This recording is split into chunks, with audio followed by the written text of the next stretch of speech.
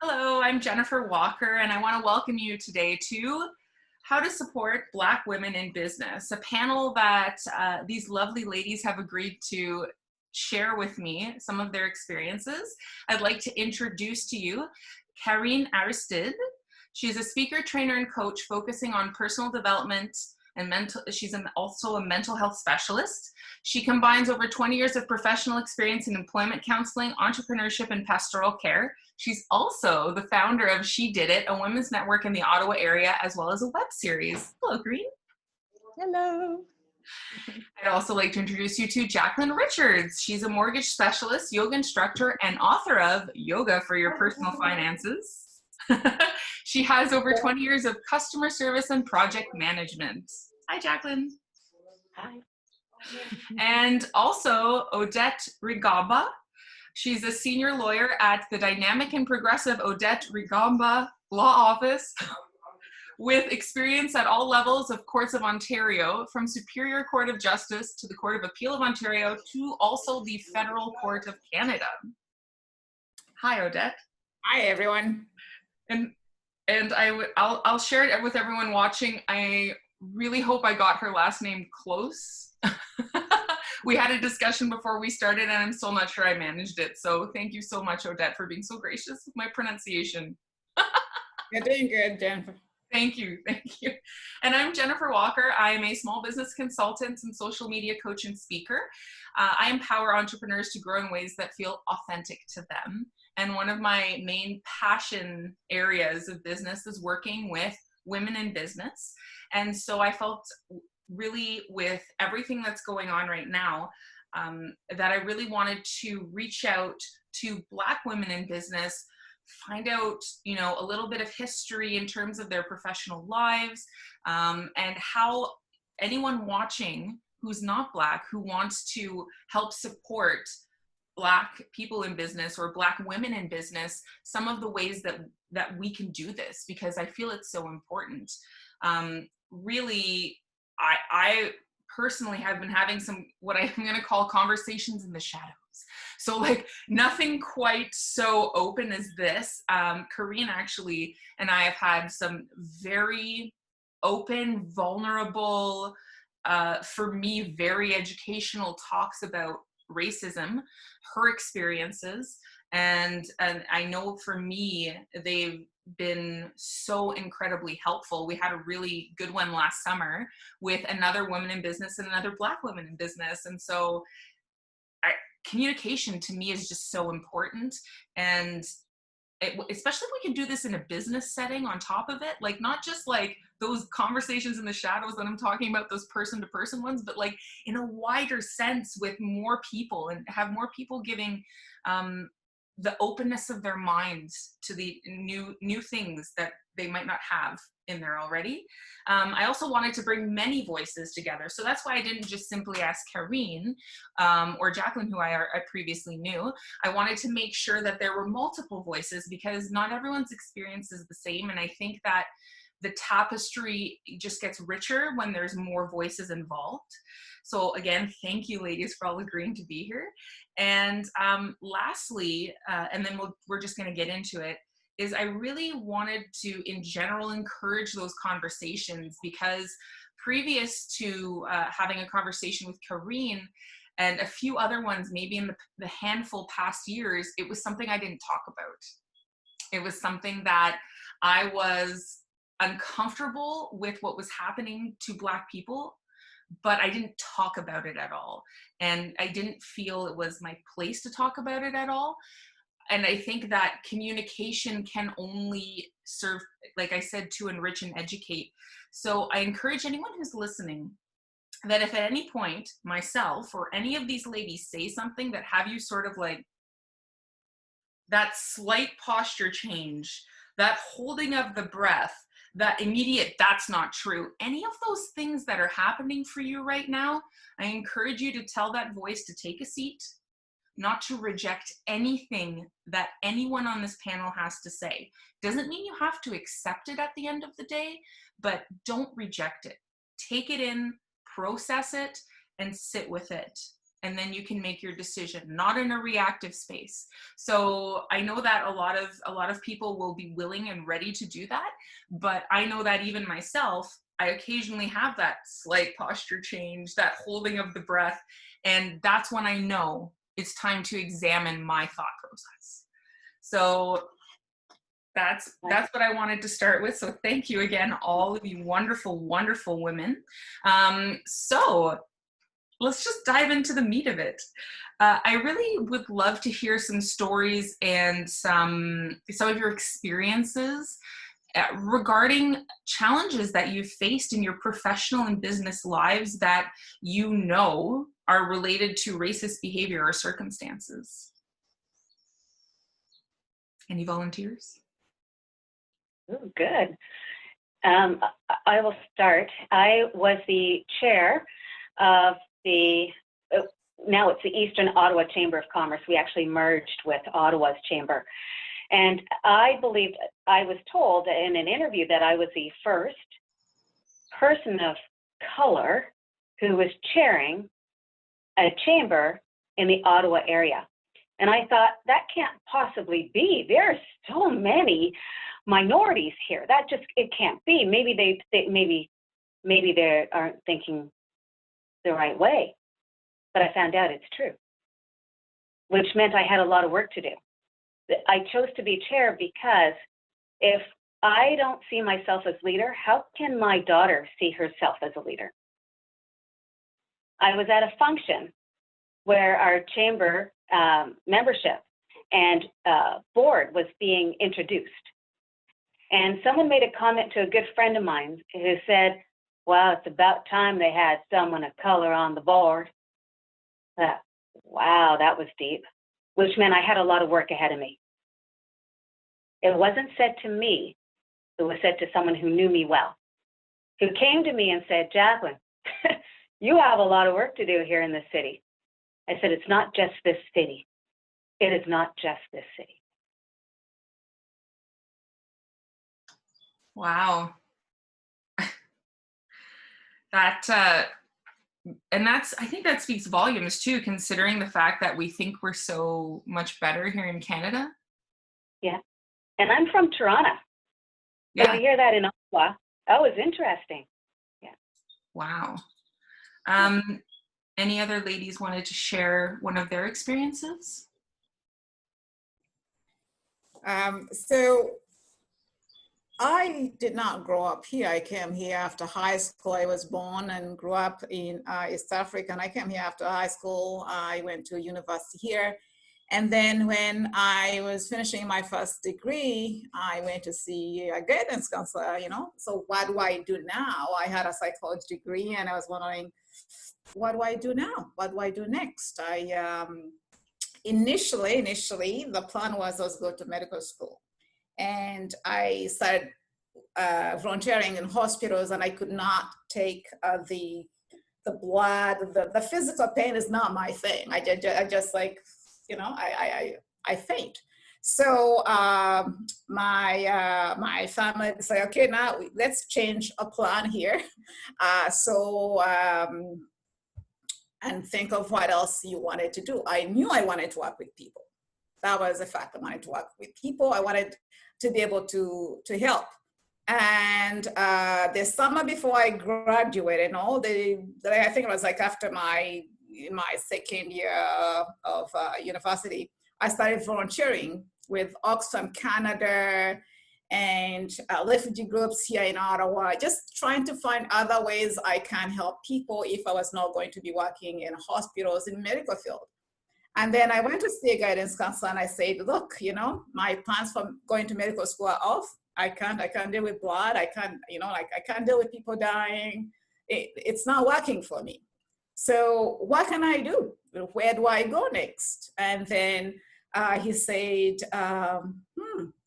what do you like to do? And I said, I like to work with people. I love to, that's really what I'm good at. I thought I was good at.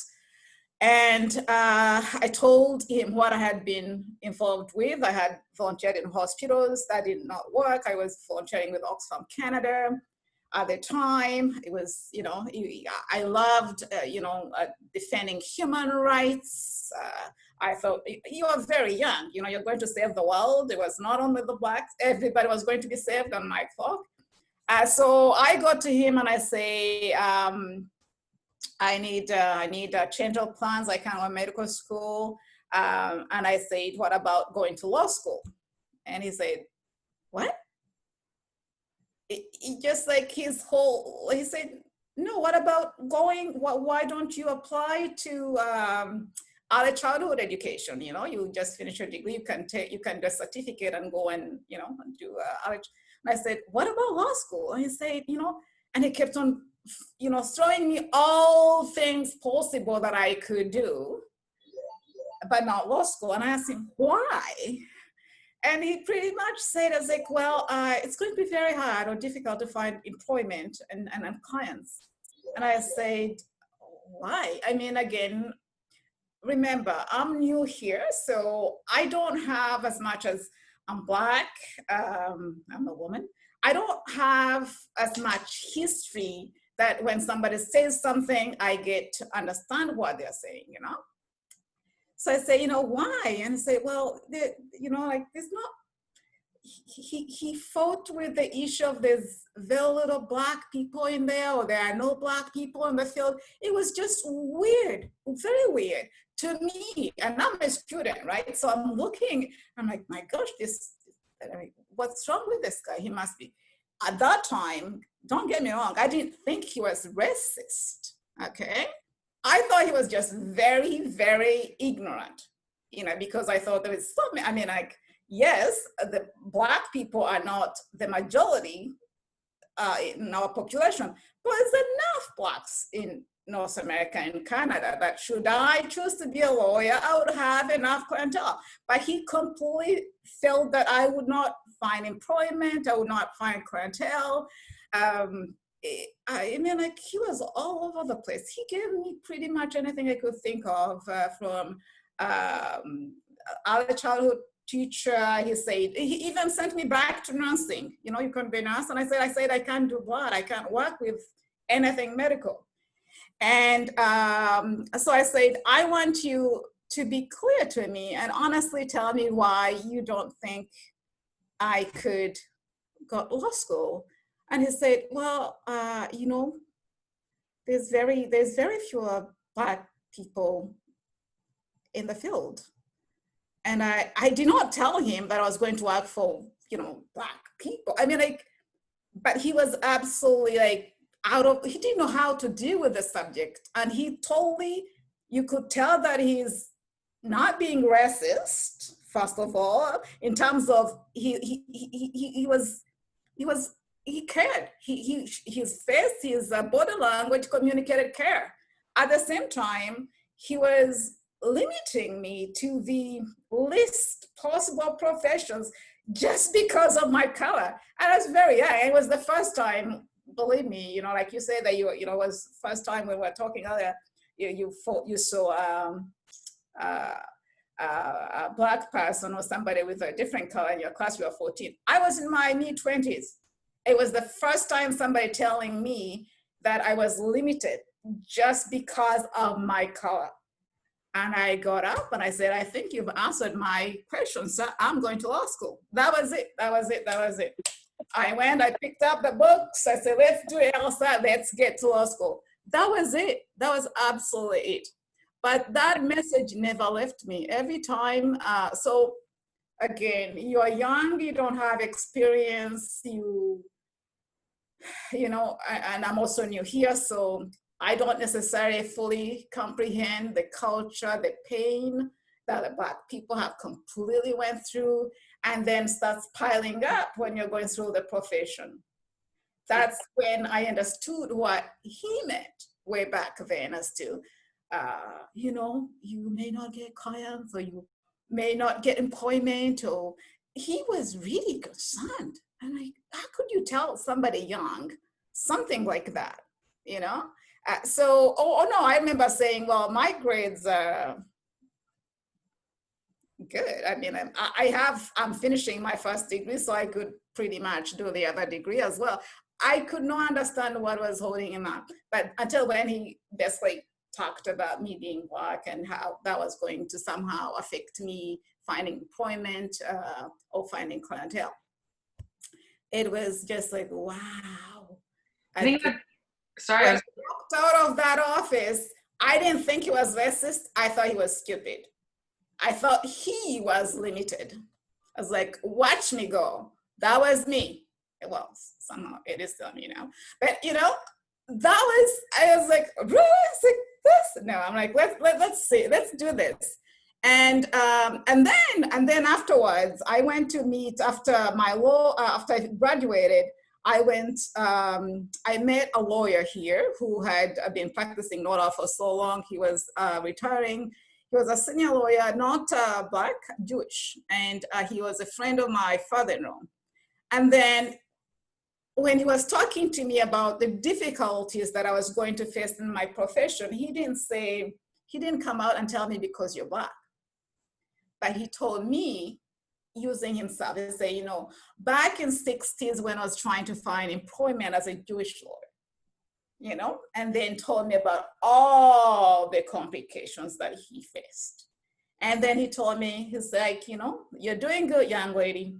But remember, you always have to work 3 times harder than anyone else. And I was like, oh my, this is hard. So since the first person who told me, what are you doing? Go and go back, go take a certificate and do early childhood education so that, to that other senior lawyer, the message consistently kept on, I was hearing was that this is going to be impossible just because of your color. Remember that you have to work 3 times as hard. So,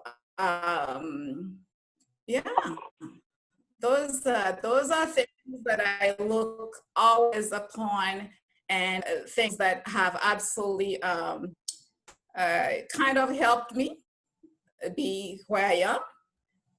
And also made me do what I'm doing. First of all, made me set up myself so that I can have a law firm, so that girls who come after me who are Black, who know that they can have a law firm, they can go to law school, they can do it because everyone else can do it. And that's my story. That's beautiful. Like not what happened, but like in the end, that coming out of that, where you could have left there in a place of victim and been like, well, I guess I can't. And you were just like, no, watch me go. I think that's amazing.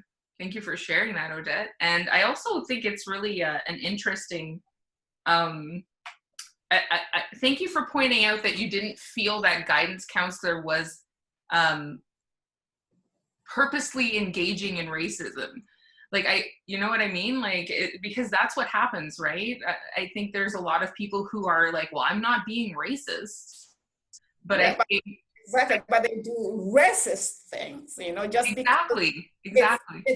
But again, so now as an adult, well, now as an older person, more experience with children who are going through the same loop that I do, I see that yes, he may not have been racist, but because of how the system is structured, it's in what they teach them, it's in what it's so bad. It's ingrained in the blood. It's very, very bad. So how do you break that apart, throw it away, and then start from afresh and teach somebody how to, see any child that sees, or any student that sits across them and inspire them to reach their highest without looking at their color? I think that's a really important question that anyone who's listening right now, to recheck yourself every time something like that might happen. Anytime someone comes to you with what they want to do, instead of saying like, these are all of the roadblocks, here's 80 different options. You could still, wouldn't it have been great if he still had an honest conversation with you and been like, it's going to be harder, like that Jewish lawyer did later in your career, and say like, yeah, it's going to be hard. here's some of the ways that I dealt with it. Or if that person doesn't have the tools to do that, because we don't all have the tools to do that, and experiences, but to say, here's maybe someone you could go talk to and find mentorship and things like that. Like that Jewish lawyer. Wouldn't that have been nice if he had been like, I have a number of this guy? Absolutely. Absolutely. It's, you know, I mean, but what concerns me though is exactly is how much is ingrained in our education, in what we do every day. And my concern is that knowing that this is like way over 20 years ago, right? And it is still happening today. My children are going through it now. What do we do to get the root of it and tell people, please, this is not acceptable. You cannot judge somebody because of the color of their skin. You cannot, that's just, first of all, it's limiting in self. You know, you end up losing the best talent just because you've eliminated them because of their race. And anyhow, it's a big problem. It is a very big like, problem. and I don't mean to diminish it by laughing. I just like, it's so huge that, you know what I mean? But I'm hoping conversations like this and you telling your story, Odette, and someone maybe hears it and second guesses the next time that they're dealing with a little Black girl or a little Black boy, you know? Or if they hear it happening, to stop and say something. You know, if someone had have been walking, let's say someone was walking by, this is maybe not the best example, but walking by and heard that conversation and had have maybe been like, hold up, she can be a Black lawyer if she wants to be. Mm-hmm. Yeah, exactly. Yeah, absolutely. You know, she's probably going to be one of the best lawyers there. And just kind of giving that I don't, what do I want to say? That encouragement. Yeah, that encouragement, that open mind, you know. Yeah. Don't shut them down. Like, don't shut the, you know, like it's very saddening. And I mean, it continues to happen today. You know, it continues to happen today. And I'm very grateful that there are people like you who are actually wanting to engage and talk about these issues, because these are not issues for Black people alone. It's issues for all of us. At the end of the day, Black people suffer most. Somehow, somewhere, we all suffer though. Okay, so it's no longer a conversation. It's no longer a conversation that we have to hold alone. It's all the allies. Everyone has to get on the table, and we need to deal with this issue. It can't continue. Mm-hmm. Kareen, you have 4 or 5 kids? I think I'm afraid to say 5 because in my heart I'm like, it is 5. It is okay. 5. It's like, I'm pretty sure it's 5, but for something, I only have 1, and I'm just like, 5 children. It's you only have so 1. You have to have more. Yeah, but that's another I'll work on conversation. it. Odette had that experience as a young Black woman. You have 1 girl and 4 boys, is that correct? That's right, yeah. Yeah, so have any of your children come to you with something similar to that, similar to Odette's story, or something else that you wanted to talk about in terms of the experience of like the younger Black generation right now? I mean, for sure, it's definitely something that's not going away. And my children, when they got into the school system, there was a lot of challenges. First of all, I homeschooled them for many years, and then so it was their first time going into school in elementary. So my oldest was going into 6th grade, my youngest was going into 1st grade. And we were living in a neighborhood where there was absolutely 0 non-white people, okay? So we were practically, I think we were the only Black family, you know, in that area. And so when they went into the school system, you know, naturally they were the only Black kids. And the thing is, not only that, but like just the fact that we were in a Francophone community, and the reality is, a lot of it has to do with mentality. And as Odette was saying, you know, that the ignorance part is one thing, you know, and then there's the bigotry part, you know. So it's two things, but, you know, somebody can start ignorant but then grow bigot, you know. So but it starts when they're young, you know, it starts at that young age. And so a lot of, you know, we had to really like talk to our kids and explain to them, you know, what they're going to be going through, because children are children and they will, you know, they will express themselves, right? So the fact that they were very, like, we've raised our children to be one unit and to be very, to have that solidarity piece. And that's the reason why they were able to really like surmount, you know, all of the challenges that went into being the only, you know, non-white in an environment, because that can really shape, you know, your thought process of who you are if you don't have a base where you know where your identity is coming from and where, you know, where you're seated in that place. And that's our job as a parent, to do that, right? Because no matter what, they're going to face not only racism, but, you know, sexism. Like, there's so many isms that, you know, you can face in a lifetime. And so being prepared for those things is super important, right?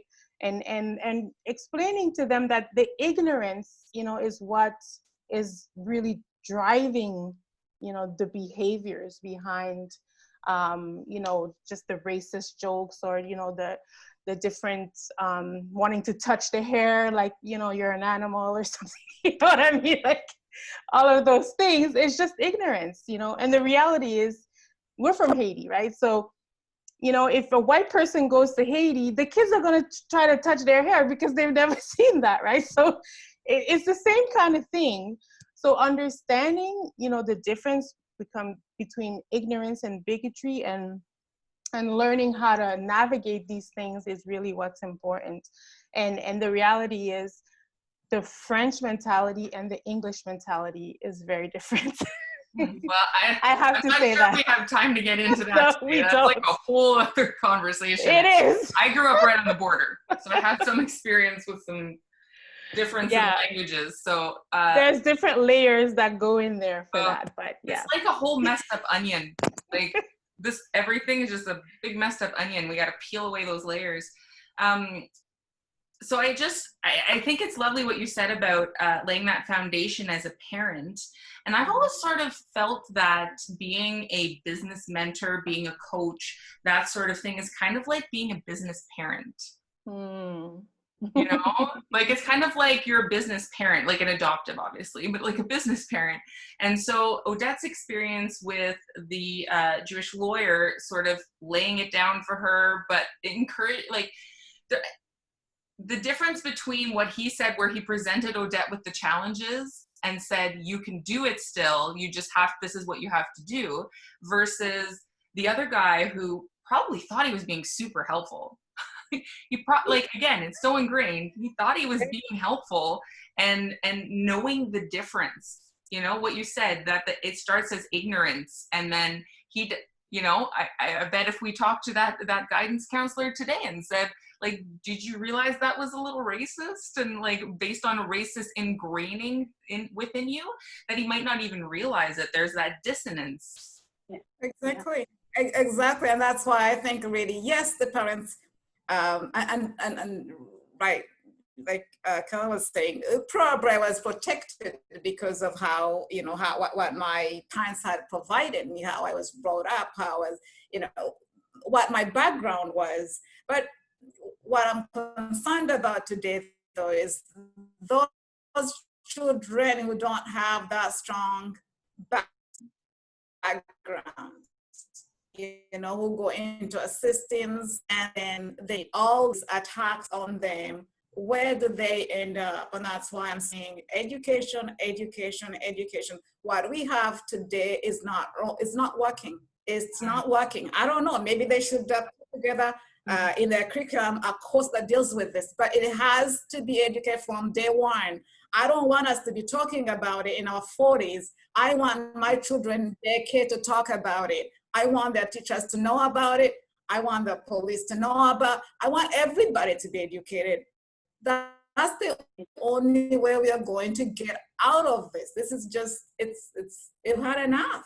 Yeah. So in terms of, because I was going to say, just in terms of business, because I completely agree. We need to go down to like the base of it and grow up. That's like, if there's something wrong with the plant, you look at the roots, right?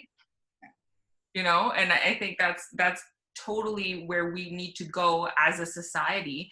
In terms of the people who are watching today, who are in business, who are trying to be supportive and trying to be allies, but need a little bit of guidance. Maybe Jacqueline, you could start. What would be the thing that you would say to them?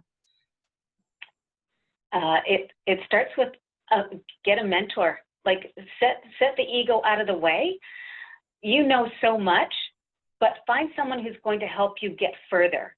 I know an example. My hairstylist, who's amazing, Paula Whitelock, and she decided that she was going to open her own hair studio, in mom's basement. How is she going to do that? How is that possible? She's not quite 25. She's not quite 23. And this is what she wants to do. I work with young women who want to buy. I'm a mortgage specialist. I want to buy. I'm only 21. Can I do that?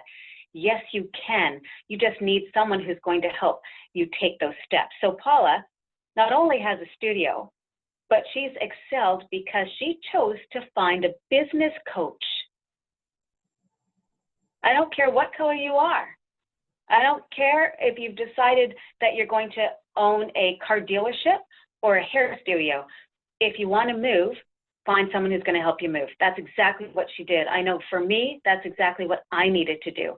When I was told as a chair of a chamber, I'm not sure you can do this, I found someone who was going to help me with the politics of it all. I didn't think about politics, but I had to. I had to shift my ego out of the way. My daughter patted me on the shoulders. Hey, good job, Mom, good job. I need to be able to say that to other people. Good job for you.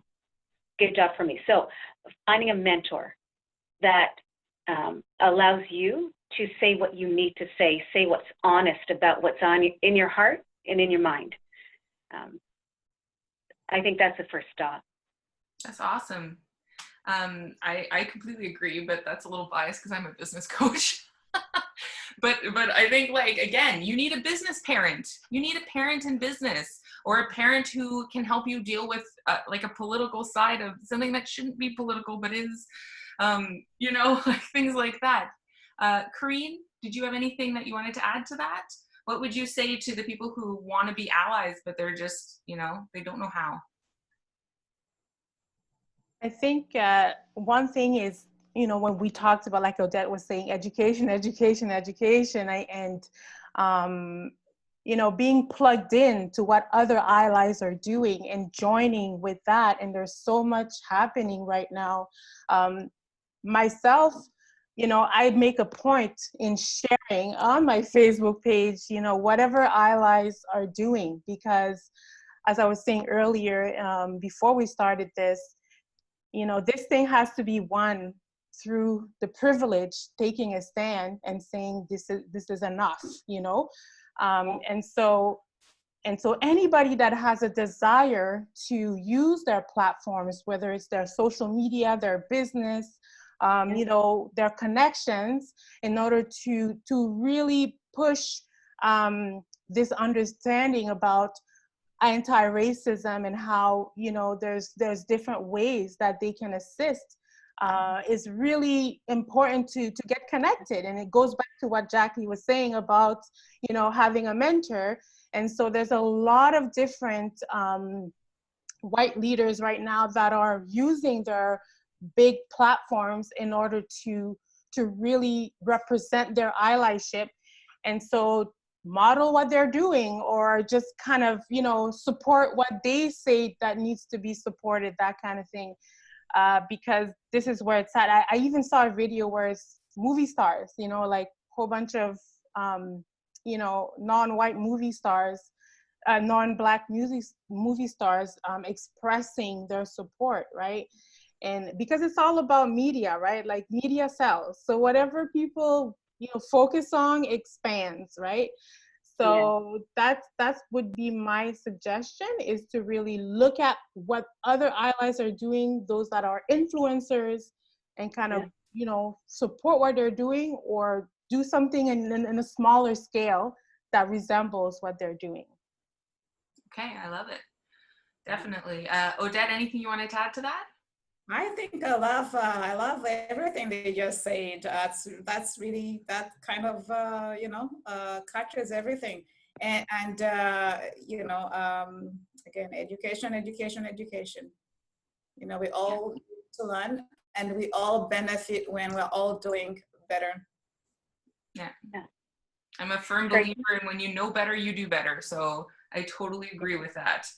So I don't know if I can add something, just 2 minutes, because we talked a lot about the children, because really the next generation is really what can ensure the change to be lasting, right? So I just want to applaud you, Jennifer, because, you know, I was so touched and just amazed, you know, in that conversation we had last year when you were explaining how you bought a Black doll for your daughter.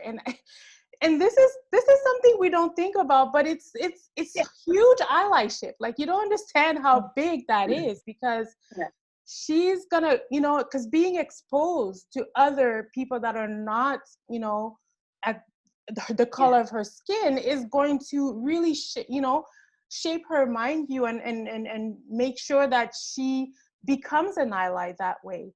I mean, it's amazing. Everybody should do it. already Toys R Us, it's coming. Like, well, I thank you. I appreciate that very much. But I really wanted to say how much I appreciate all of you wonderful women for jumping on to a Zoom call with me and talking about something that I'm sure is not comfortable for everyone to talk about, and can bring up some memories and things like that. And I do respect that you have come and you shared that trust with me, and I'm so grateful. I'm so grateful to have such wonderful women in my network, in my life, that can make me a better ally, and I mean, like a better person.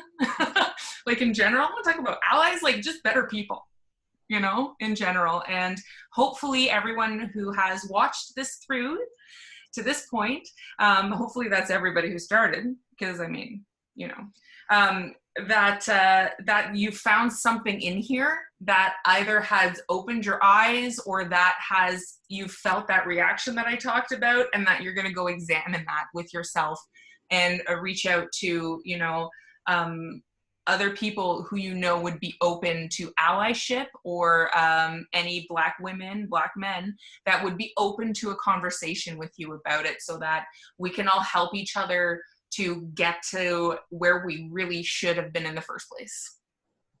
Completely equal and all people. So, ladies, I sit in such gratitude. Thank you for letting me sit at the table and listen. Thank you. Thank you. I'm going to be putting everyone's social information underneath. So if you know, you're looking for a speaker with Kareen, you're looking for a mortgage professional with Jacqueline, or you're looking for a lawyer with Odette, one of those things, right? That you can reach out to them. And thank you for joining us today. Thanks, ladies. Thank you. Thank you. Bye.